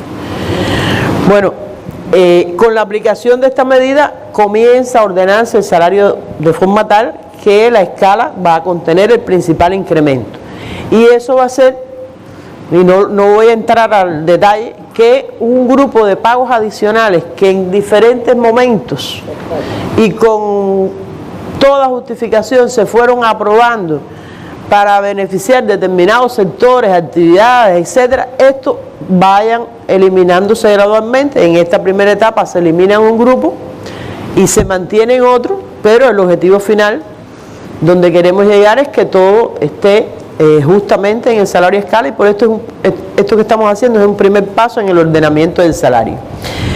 Y también es importante que la medida que estamos aplicando, y lo que tú preguntabas, estimula la responsabilidad por desempeñar cargos de dirección y la promoción a cargo en los organismos de la Administración Central del Estado.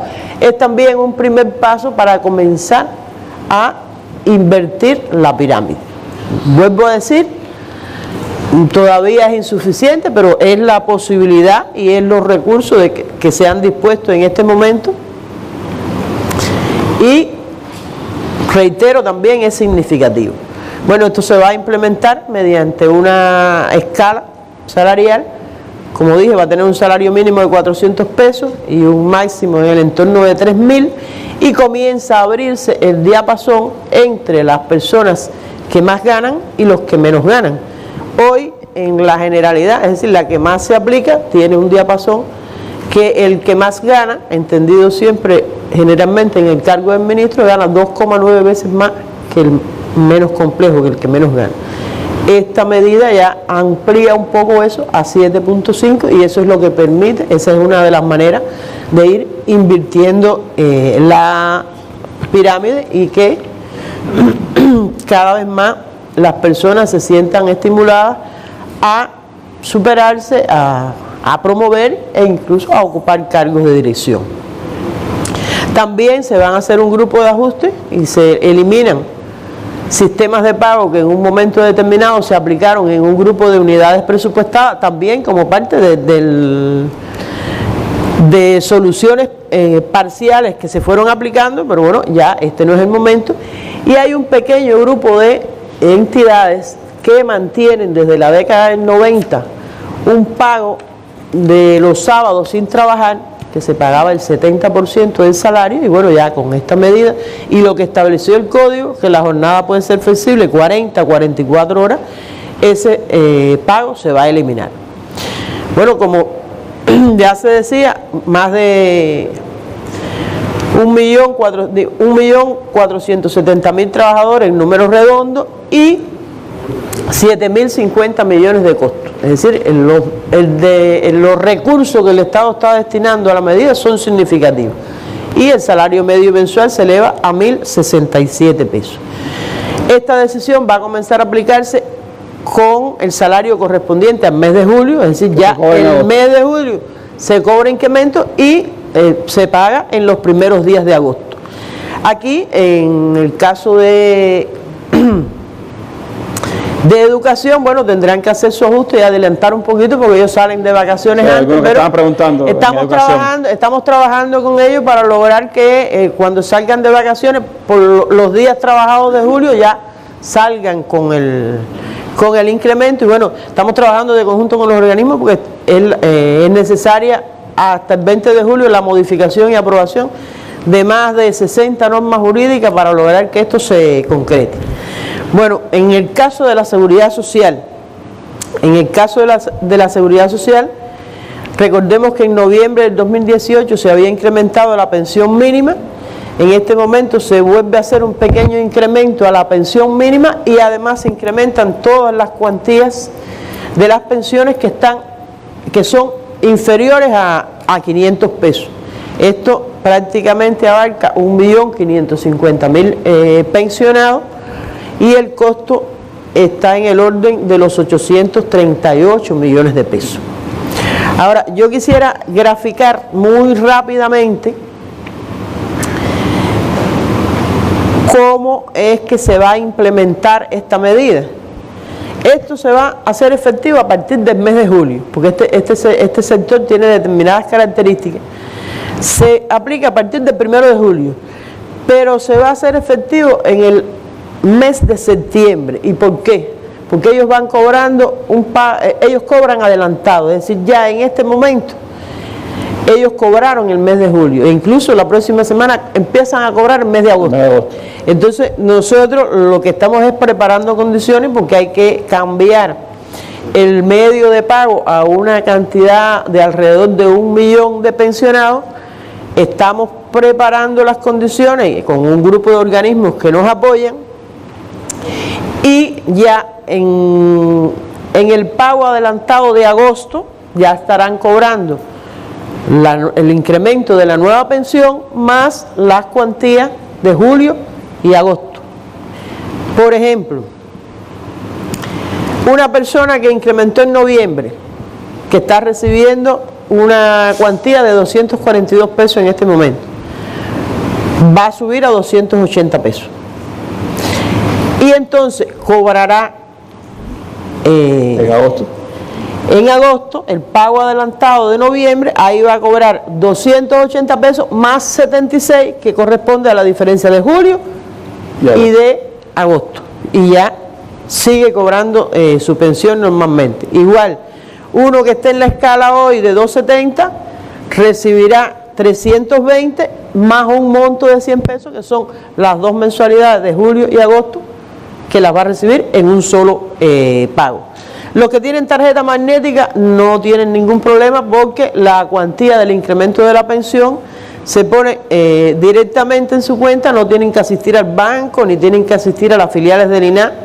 Esto lo que ratifica una vez más la importancia de ir sumando personas a este medio de pago, que es lo que estamos haciendo de conjunto con el banco.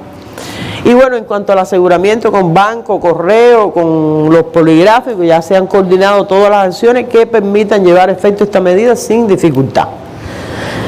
Muy breve, Alejandro se refirió ya al sistema empresarial y yo quería recordar, y muy rápido, que en el sistema empresarial comenzaron a adoptarse medidas que permitieran incrementar los ingresos desde el año 2014. En el año 2014 se descentralizó la aprobación de los sistemas de pago por resultados, se vinculó la formación y distribución del salario al cumplimiento de indicadores directivos y límites y se eliminaron las restricciones administrativas que había con determinados topes de salario y todo eso se hizo para fortalecer la empresa estatal. El salario medio se incrementó de 600 pesos en el 2014 hasta 871 en el 2018. También aquí hay que recordar que en el entorno del 60% de los trabajadores del sector empresarial son los que reciben estimulación en CUC, que hoy no se está modificando, no se está tocando, y la estimulación, la cuantía media es de 13 CUC. En el 2015 se incrementó la distribución de utilidades de 1 a 3 salarios y para todas las empresas. Antes era privativo de las empresas en perfeccionamiento, y eso hace que ya en el 2017 se distribuyeron en 1.037 empresas 1.027 millones de pesos por distribución de utilidades. Y bueno, todas estas medidas han tenido un impacto positivo, mayor motivación, se incrementó la productividad, se incrementó el salario medio, también disminuyeron las empresas que pagaban salario sin respaldo productivo. En el 2014 eran 238 empresas con 347 millones y el 2018 lo estamos cerrando con 139 empresas y 147 millones. No quiere decir que sea bueno, es malo que se pague sin respaldo productivo, pero la diferencia es significativa, es decir, que ha ido en incremento la disciplina de las empresas y también han ido disminuyendo los trabajadores que reciben salario por debajo de los 600 pesos. En el 2014 había alrededor de casi 820.000 trabajadores cuyo salario medio en el sistema empresarial estaba por debajo, igual a 600 o menos. Ya en el 2018 esta cifra se reduce a 500.000, es decir, casi 300.000 menos, que es resultado de los incrementos a partir de los sistemas de pago. Bueno, hay un grupo de dificultades que se han presentado asociadas a la diversidad de indicadores, asociadas al uso del valor agregado bruto, asociadas a los problemas con la elaboración del plan, y todo eso ha llevado al perfeccionamiento que explicaba Alejandro de la forma de pago. Y voy a decir 3 cosas concretas. Facultad para el director de la empresa, se reducen los indicadores límites y directivos de 5 a 2, es decir, los menos posibles. Los indicadores de las unidades organizativas, donde se puede descentralizar más allá de la unidad empresarial de base, que hoy solo es posible hasta la unidad empresarial de base, se definen allí, no tienen que ser los indicadores macros, digo macro a nivel de empresa, ¿no? Es micro realmente. Es decir, la empresa se rige por unos indicadores, pero a nivel de la unidad empresarial de base o de un establecimiento, se pueden definir indicadores asociados a su propia actividad, un traje a la medida allí, por supuesto, siempre que haya control económico, siempre que haya control de la producción, etc. Y el otro elemento que quería significar, bueno, Alejandro ya habló, siempre que sea posible, el pago a destajo. El otro elemento que quería significar que también se está eliminando la protección hasta el salario escala, y ante los incumplimientos se va a pagar el salario básico, que también es un reclamo de los trabajadores. Aquí hay una inquietud que se plantea de manera reiterada, y ahora sale también en los comentarios, que está asociado a las empresas de comercio minorista de subordinación local, porque el sistema de pago que estaba por el indicador del valor agregado bruto realmente no era factible. Bueno, recientemente se aprobó una modificación para que en las unidades o establecimientos de estas empresas se apliquen sistemas de pago por resultados vinculados a indicadores que respondan a sus características, siempre con un control económico y con las reglas que se establezcan, pero bueno, ya esto es para estas empresas un adelanto de lo que el resto de las empresas va a aplicar a partir del 2020. Y bueno, por último, reiterar y recordar 3 vías de ingreso desde el punto de vista de los trabajadores. Hay 3 vías de ingreso en la empresa estatal: sistemas de pago que se van a perfeccionar, distribución de utilidades que se va a ampliar, como explicó Alejandro, de 3 a 5, y la estimulación en CUC que se mantiene, que con el resto de las medidas que se estaban explicando aquí van a estar en muchas mejores condiciones para incrementar sus ingresos. Bueno, gracias, ministra, por esta información, y estoy seguro que seguirán saliendo elementos que podremos ampliar quizás en la mesa redonda de mañana. Siga con nosotros en la mesa redonda.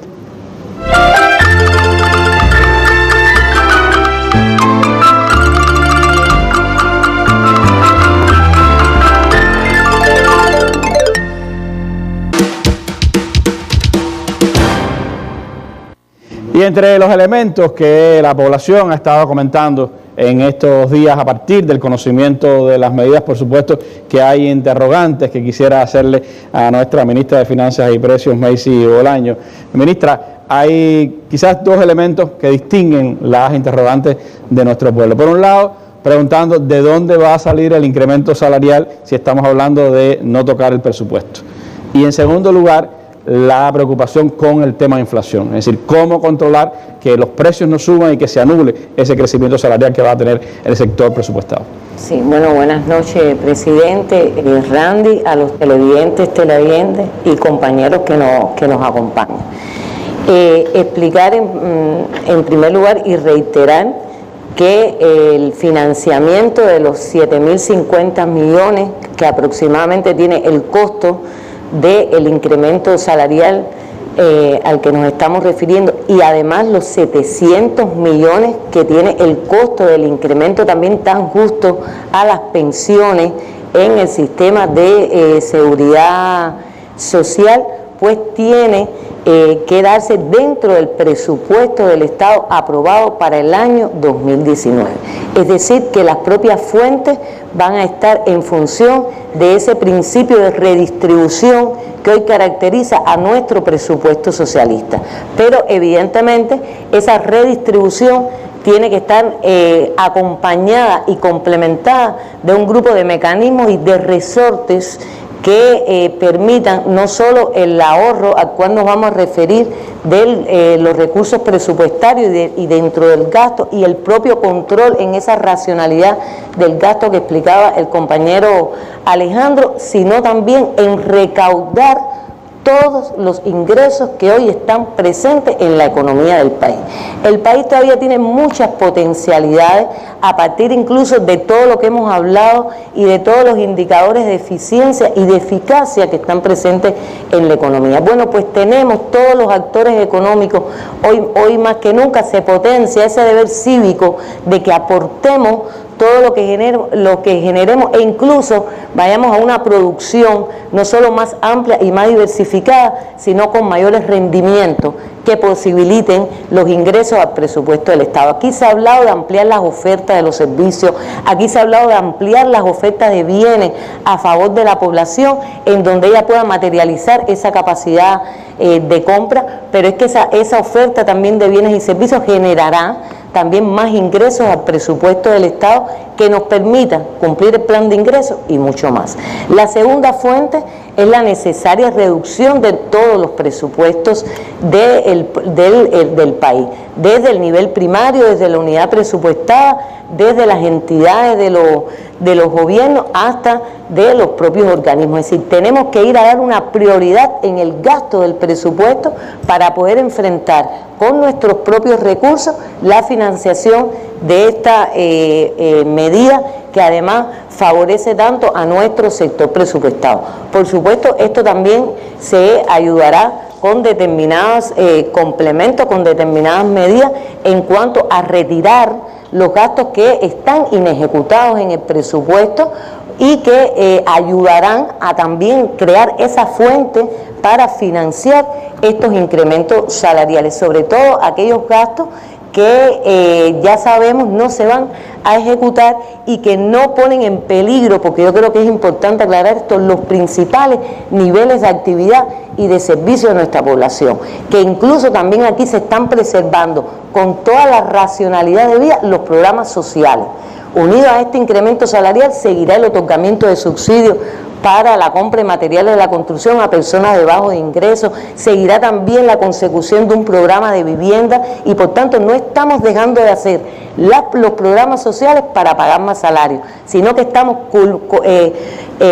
convidando, es decir, invitando a todos los actores de la economía a buscar esa reserva de ingresos, a buscar desde el ahorro, por supuesto, la propia financiación y sobre todo, insisto, captar todas las potencialidades de ingresos, no solo del sector estatal, que es mayoritariamente el aportador al presupuesto, sino también de nuestros actores no estatales a partir de su cumplimiento disciplinado en las obligaciones fiscales. Ahora, con el tema de los precios, que yo creo, y quizás voy a sintetizar más bien, o me voy a referir a un poco los mecanismos que tendremos que aplicar para que no se nos dé esos incrementos de precios, porque yo creo que el ministro Alejandro dio una explicación exacta que nos libera un poco de darle explicación en cuanto a las preocupaciones de la inflación. Y creo que esto también tiene que estar acompañado y va a estar acompañado de hecho con un grupo de regulaciones importantes y sobre todo con algo que creemos que es esencial, y es que nosotros tenemos que imprimirle a este control de los precios, en primer lugar, un observatorio en que tendremos que participar las instituciones responsables de monitorear y revisar el comportamiento de los precios, tanto mayoristas como minoristas, pero en el que también tiene que participar nuestra población, en el que también tiene que participar todas las instituciones, todas las entidades, nuestros delegados, nuestros pobladores, nuestros presidentes de consejos populares, las instituciones de los gobiernos, informando y un poco retroalimentándonos a todos aquellos que tenemos que, como se dice en la calle, corregir los tiros, tomar decisiones que nos permitan entonces lograr el equilibrio financiero con la aplicación de esta medida. Pero también va a haber medidas en que se va a reiterar y potenciar la facultad que tienen los gobiernos locales para disponer regulaciones de precios en dependencia de las condiciones y las circunstancias que hayan en su municipio. Porque no solo estamos hablando de no incrementar los precios y de no permitir el incremento de los precios, sino también de aplicar un grupo de regulaciones que permitan atemperar los precios a las condiciones, incluso a los ingresos propios que se generan en esos municipios. Y van a estar facultados los gobiernos para aplicar medidas de regulación y las medidas de control. Viniendo hacia acá, hacia la mesa redonda, leía por las redes, incluso, por ejemplo, que ya el gobierno de Camagüey creó un grupo a nivel de municipio y de provincia de control de los precios. Y también poner en función lo que la Constitución dice, que el municipio es el centro del gobierno. Es el centro del gobierno, es el centro del control del gobierno, pero yo creo que también tenemos que llamar a la sensibilidad y a la solidaridad, no solo de todas las empresas, de todas las entidades estatales, sino también de nuestros actores no estatales. Esta es una medida que favorece a todo el sector presupuestado, pero también que favorecerá la prestación con mayor calidad de los servicios que recibimos todos los cubanos y las cubanas por igual, y que, como explicaba Alejandro, no va a haber ni mucho menos un paso a su cobro, ni va a haber mucho menos un incremento de aquellos que subsidiariamente pero se cobran en algo. Y por tanto los invitamos y se convoca a ese sector no estatal a que con esa sensibilidad, y porque no existe argumento ni fundamento alguno, pues por supuesto no incrementen los precios, aun cuando vengamos acompañados de medidas regulatorias. Por último, también explicar de que estas medidas vienen acompañadas de un principio de solidaridad en el pago de la contribución especial a la seguridad social, pago que vienen haciendo también nuestros maestros, nuestros médicos, nuestro sector de la fiscalía y los tribunales a partir de los incrementos que tuvieron parcialmente, y que con esta medida se generaliza a todo el sector empresarial, y que podemos estar ahondando en el día de mañana sobre su aplicación, porque sabemos que también hay algunas preguntas al respecto. Gracias, ministra. Creo que son precisiones importantes de cara a las preocupaciones que tiene nuestro pueblo y que indican también el sentido, el oído que tiene puesto el gobierno a las preocupaciones populares. Creo que también lo que se ha hecho es renovador, es audaz, presidente, disculpe, pero también es parte de ese escuchar al pueblo. Ojalá estuviera el ministro. y es también parte de esa mirada a la historia. Yo quería apuntar un simbolismo, ¿no? Es que esta mesa en la que estábamos sentados ahora mismo fue la mesa donde con el comandante jefe hacíamos precisamente acá una de aquellas importantes consideraciones precisamente sobre temas económicos también acá, y creo que es parte de ese sentimiento que recoge esta decisión del gobierno, es el respeto a la historia, a nuestros principios, pero también la manera de buscar soluciones audaces, maneras nuevas de ver los problemas y de enfrentarlos. En estos minutos finales, bueno, le dejaría a usted las apreciaciones finales de nuestra mesa redonda. Yo quisiera hacer algunas consideraciones finales de la mesa. Primero, la mesa tampoco nos permite abordar todos los detalles, pero yo creo que es una información que complementa bastante las que se habían dado anteriormente y que ayudan a esclarecer muchas de las dudas que puede poseer la población. Mañana, a partir también de lo que se genere después de esta mesa, vamos a estar en condiciones de explicar más. Pero yo creo que para lo que más hay que prepararse ahora es precisamente para la implementación concreta de las medidas en cada lugar y la explicación que se puede dar en cada lugar, y para eso se han estado preparando a las estructuras de dirección de cada uno de ellos. Estamos convocando, para que estas medidas tengan el impacto que estamos esperando, estamos convocando a pensar y actuar como país. Y eso lleva un sentido de responsabilidad social de todos, de participación de todos, de aporte de todos, y donde sobre todo conjuguemos los intereses que podamos tener desde el punto de vista personal, desde el punto de vista familiar, con los intereses sociales. Y que eso se vaya por encima de vanidades, de egoísmo, de actitudes irresponsables. Y lo digo porque yo creo que estamos convocados a pensar y actuar como país, primero para no regresar a condiciones de periodo especial, porque hay uno ve que hay todo el anhelo del gobierno de los Estados Unidos por seguir presionando, por seguir complicando nuestra situación, y nosotros estamos hoy en mejores condiciones que en aquel momento para enfrentar toda esta plataforma colonizadora, toda esta plataforma que trata de cortar la emancipación que ha generado el proceso de la Revolución Cubana. Lo que estamos proponiendo, lo que queremos implementar, nos está también ayudando a ordenarnos para el futuro y a tener una base de más ordenamiento para medidas que habrá que aplicar en el futuro, que ya de alguna manera están anunciadas, que están en proceso, que se están haciendo los últimos ajustes y que es necesario también para que nuestra economía funcione de una manera coherente. Pensar y actuar como país significa que a este proceso hay que acompañarlo con otros elementos que Macy explicaba algunos de ellos. Primero tenemos que fortalecer la contabilidad y nosotros tenemos que terminar de lograr para estas medidas y para el futuro que se registren adecuadamente los hechos económicos y con una precisión y una oportunidad que nos permita también de manera oportuna hacer los análisis, hacer las valoraciones que nos permitan tomar oportunamente también toma de decisiones para corregir, para alentar, para solucionar, para rectificar. En ese orden de cosas, como se planteaba, ahora hay que montar mecanismos para observar cómo se mueve el consumo, para observar cómo se mueve el mercado, para observar con un grupo de indicadores como el índice de precios del consumidor y otros, qué cosas van impactando y qué cosas tenemos que estar corrigiendo. Esto nos prepara también para dar pasos que permitan que se vayan sustituyendo métodos administrativos por métodos económicos financieros para la condición de la economía, que es una demanda que también tenemos en los momentos actuales. Y también para seguir desarrollando un concepto que nos debe propiciar que en tiempos presentes y futuros también tengamos más coherencia. Y es que cada vez que apliquemos medidas, transformaciones, hay que buscar una institucionalidad que apoye esas transformaciones y hay que buscar elementos de motivación, elementos de incentivo y elementos de responsabilidad social que junto a esa institucionalización apoyen la conducción de las medidas que tomamos. ¿Qué esperamos con esto? Entre otras cosas, que haya más motivación por parte de los trabajadores para producir más y con calidad.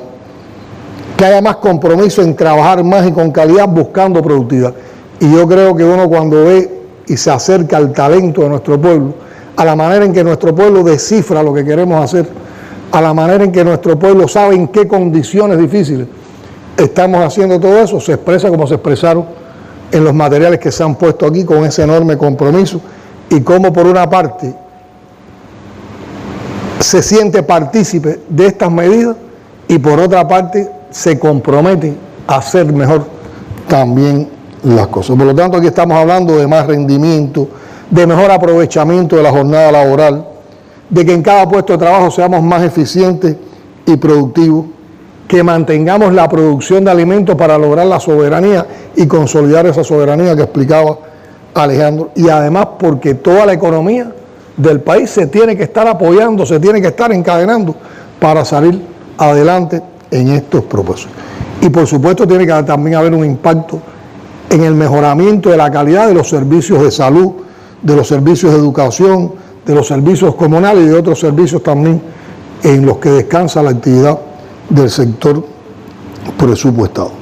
Se incrementan los salarios y no se incrementan solo los salarios del sector presupuestado, aquí también por las medidas y las facultades que le hemos dado a las empresas, indudablemente también hay la posibilidad de que en el sector industrial se puedan seguir incrementando con una respuesta productiva que responda a esa demanda que va a existir y que se aproveche esa oportunidad por parte del sistema empresarial. Se pueden incrementar también salarios en el sistema empresarial y además porque se modifican o se perfeccionan sistemas de pago, pero se tienen que incrementar también las producciones y los servicios a la población. O sea, aquí entre todos tenemos que contribuir a lograr todas las interrelaciones, todas las conexiones que este proceso necesita y que este proceso también estimula y facilita.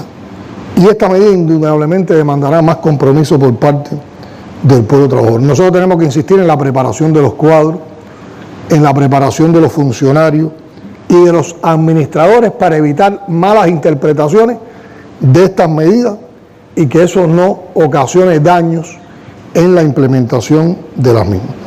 Y que no se malogren los efectos de las mismas por el actual inescrupuloso de quienes buscan entonces cualquier nicho y cualquier oportunidad para enriquecerse a costa del pueblo. Por lo tanto, el control tendrá que ser una parte importante de lo que hagamos.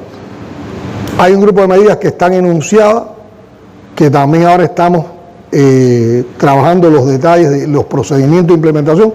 Por lo tanto, será recurrente que el Consejo de Ministros esté participando en mesas redondas como esta para explicar medida por medida, en la misma medida que vamos saliendo con otras salidas de este propósito.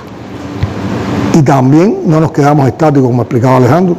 Las propias circunstancias nos van a insistir en que hay que seguir haciendo nuevas valoraciones y habrá que también proponer y aplicar otras acciones y medidas. Ya con una reflexión, digamos, más en el plano de lo ideológico, en el plano de los sentimientos revolucionarios, en el plano también de las emociones, en momentos como este en que damos pasos arriesgados, pero necesarios y también alentadores, y eso lo vemos cuando leemos y escuchamos la reacción del pueblo ante las medidas económicas aprobadas.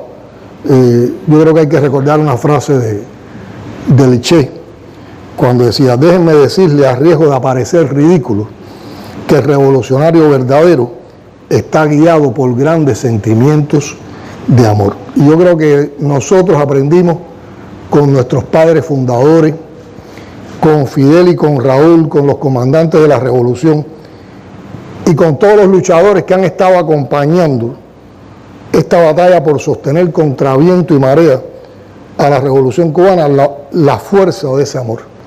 Que esa fuerza de amor está precisamente en la unidad sólida, fuerte, indestructible que tiene la revolución con su pueblo. Y una revolución como esta solo puede sostenerse por el amor del pueblo, porque es que el pueblo es la revolución misma. Y esos son elementos que salen ahora en la emoción, en lo que uno razona, en lo que uno argumenta cuando se dan pasos como estos.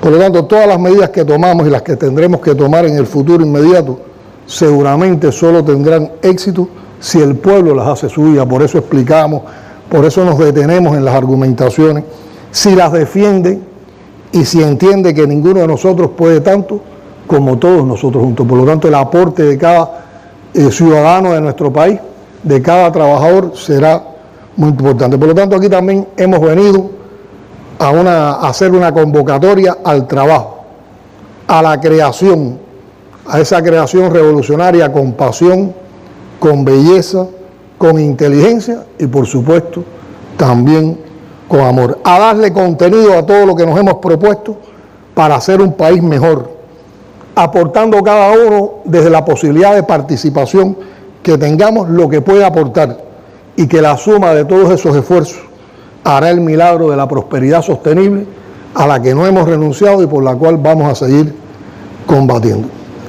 El enemigo nos quería castigar con un duro verano, lleno de incertidumbre y de malas noticias. Yo creo que hoy podemos decirle a los señores imperialistas que solo tenemos una mala noticia que dar, y que es que aquí está la revolución cubana victoriosa, y que esa revolución cubana va por más, incluso en medio de situaciones difíciles. Y para eso contamos precisamente con esa revolución imbatible que es el pueblo cubano, con su liderazgo histórico y también con las nuevas generaciones comprometidas con su tremenda historia y con su esperanzador futuro. Mañana nos vemos entonces para contestar también las inquietudes de la población, y muchas gracias a este espacio de la mesa redonda que nos ha permitido dialogar con nuestro pueblo. Gracias a usted, presidente, por habernos acompañado en esta jornada de información a nuestro pueblo, a los ministros que han estado con nosotros, a los miembros del gobierno cubano que han estado aquí acompañándonos. Y como usted dice,